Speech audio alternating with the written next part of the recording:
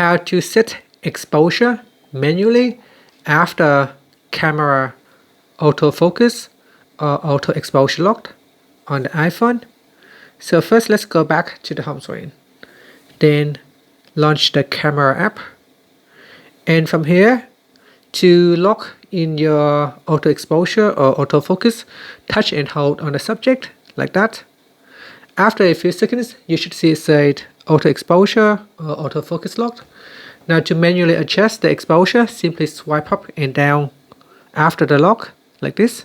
So here you can just simply swipe up to change the exposure, or you can swipe down. You can see there is a brightness icon right there, so you can readjust it just like that. And that's it. Thank you for watching this video. If you find it helpful, please like and subscribe to my channel for more videos.